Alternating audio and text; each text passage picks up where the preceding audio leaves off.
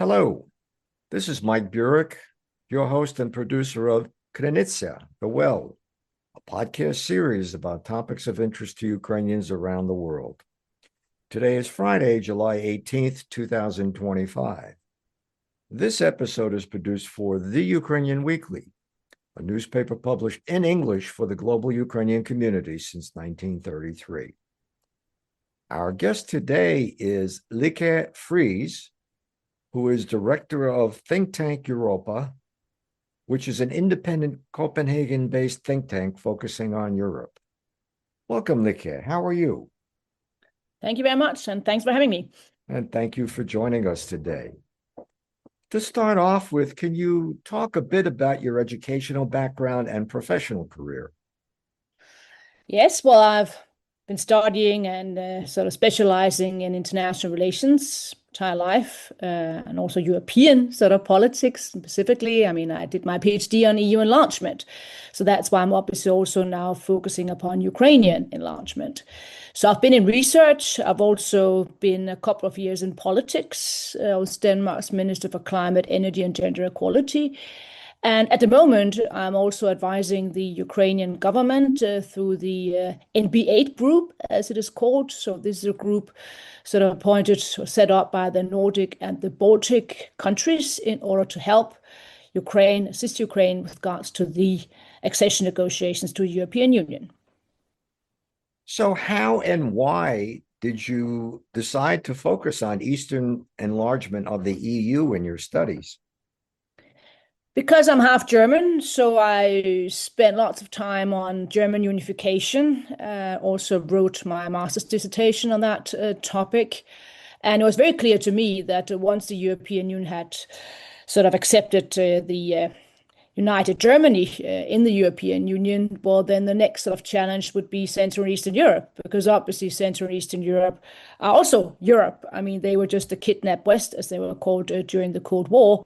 So you cannot have a stable Europe without having also Central and Eastern Europe as being part of the European Union. It was also a matter of security, also a matter of, at the end of the day, also economics. So that was why I focused upon the Eastern enlargement. And when I did my studies, part of my studies in Poland, well, there, and this was the end of the mid-90s, then there was already then discussion about what about Ukraine? Shouldn't Ukraine at a certain stage be able to join the European Union? So that was when my interest for Ukraine started. Okay, that was going to be my next question. So you definitely have a particular interest in Ukraine. How much work have you done on that area? Well, I'd say quite a bit. And I've also been to Ukraine several times. For instance, I visited Ukraine as Minister of Climate and Energy, together with the Crown Prince, who is now the King of Denmark, by the way. So over there, we're focusing upon the energy system of Ukraine. Could it be possible to become more independent of Russian gas? A huge topic at that time. This was 2011. Actually, also saw Chernobyl at that time. Before that, I was there as a tourist. Then I've been there trying to advise also on association agreement negotiations. And recently, after the full-scale invasion, I've been to Ukraine on various research trips with the European Council of Foreign Relations, which I happen to co-chair, but also participating in the YES conference on security policy, and then with the NB8 group, specifically then discussing EU enlargement negotiations. Please give us a short overview of the activities of Think Tank Europa, specifically with respect to Eastern Europe and Ukraine. Well, we are independent, as you say, so we do not get any money from the Danish governments. We're financed by Danish foundations or companies. And what we've been doing recently is that we've been looking into both enlargement of Ukraine, the possibilities of joining, but also of developing a system, gradual integration, where Ukraine can join sort of gradually and not just have to wait until Ukraine is able to fill all the criteria, because that could take quite some time. So that's what we're doing. But the other issue we've been looking into is, I mean, the weapon production in Ukraine, the famous Danish model, I guess we can already call it now, where Denmark has launched the idea of financing weapon production in Ukraine instead of sending weapons from Denmark to Ukraine. That's one of the issues. Weapon delivery is also a sort of topic we've been following for quite some time, particularly also the importance of delivering the Leopard. One of the topics. So many different aspects of Ukraine. What are current international relations like between Denmark and Ukraine? I would say that Ukraine is probably now Denmark's closest ally, friend, or at least its top three. I cannot remember a Danish government being so actively involved in one country, having constant trips to Ukraine at prime minister's level, foreign minister's level, and also recently, once again, the minister of defense. Zelensky has visited Denmark several times. Recently, also when Denmark opened its EU presidency in Aarhus. So there's, a very, very also emotional tie, I would say, and personal tie between Danish ministers and Ukraine. And I don't think we have a similar relationship with any other country. Obviously, we have a close relationship to Germany, but it's, or for that matter, Sweden. But this is something really, really special.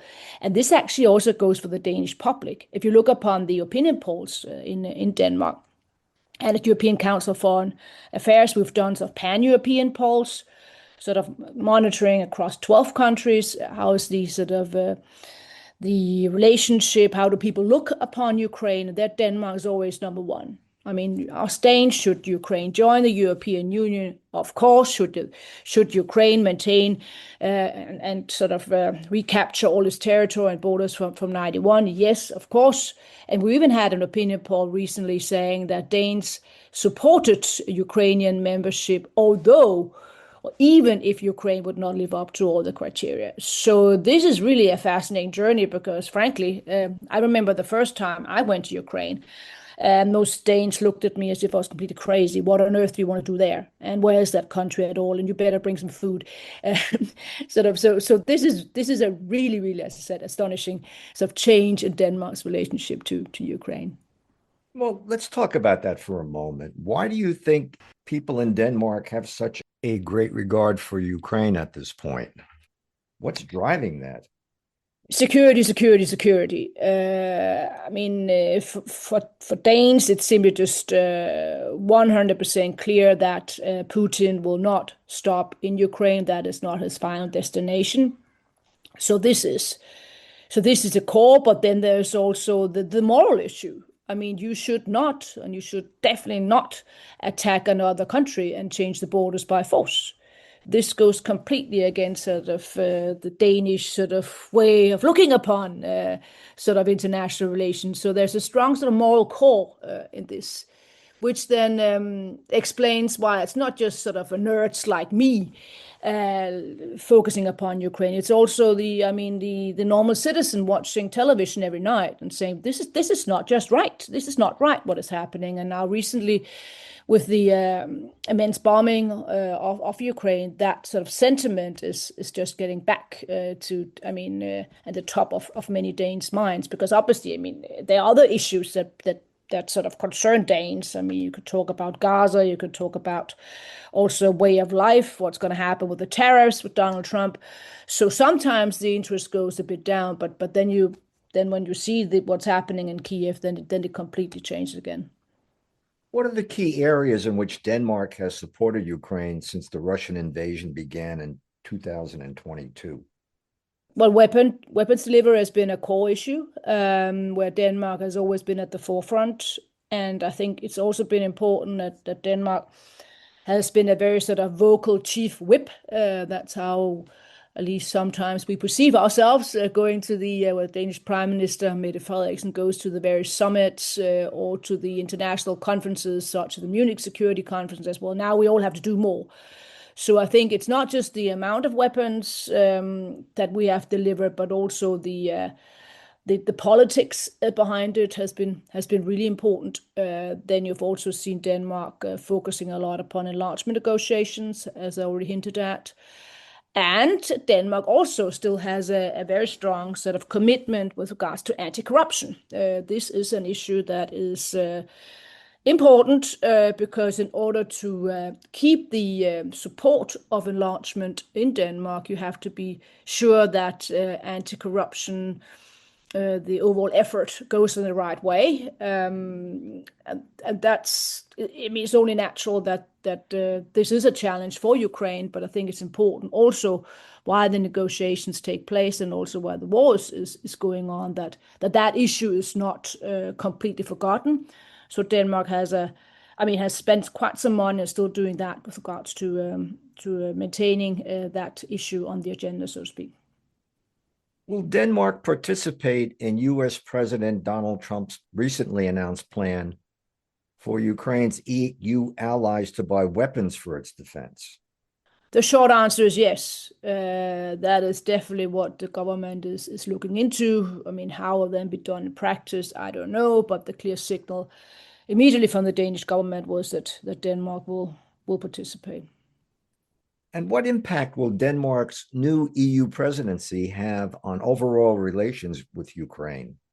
I mean, this will be a topic that Denmark will push all the way through until the presidency is over, so until the 1st of January. There will also be in Denmark, will host the European Political Community Summit, the EPC Summit, which is a summit that takes place every 6 months and is hosted by the EU presidency country or a country outside, actually. Also, the UK just had it half a year ago. And what kind of summit is that? Well, that's a summit where all the countries get together who have joined up against Vladimir Putin and discuss. So you would have Zelensky there with, I mean, at least he's invited. You would have President Erdogan, President of Azerbaijan, and so forth, invited to Copenhagen to have a broad discussion on many issues. And the core issues already chosen is security. So obviously there, I mean, Ukraine will be on the agenda, weapon delivery, also discussion on how do you deal with possible refugee waves again. All these issues will be discussed. And besides that, it's going to be enlargement. Denmark has the ambition of opening the first so-called clusters with Ukraine. So when you go negotiate to become members of the European Union, you have all these chapters, about 30 chapters, various topics, single market, rule of law, agriculture, and they are then sort of grouped into these clusters. And the first cluster is on fundamentals, as one calls it. So this is rule of law as one of the examples, and there the goal is, the ambition is to open that cluster.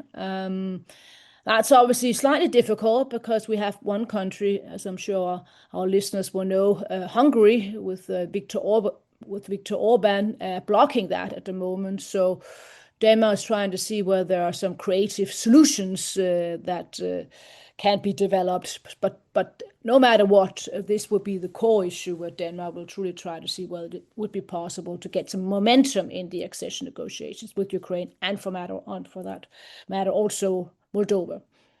Lykke, we're almost out of time, but I do have a final question. How has Denmark supported war refugees from Ukraine within the country?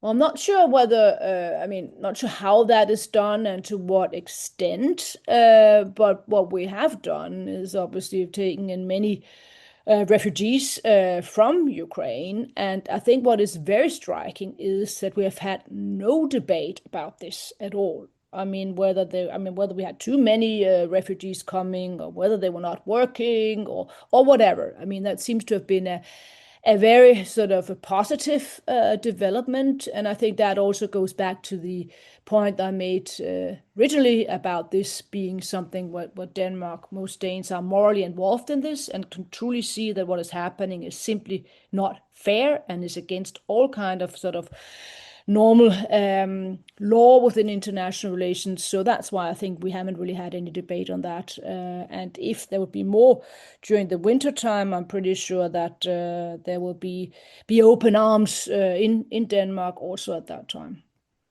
Lykke, thank you so much for joining us today on Krynica. It was a great pleasure.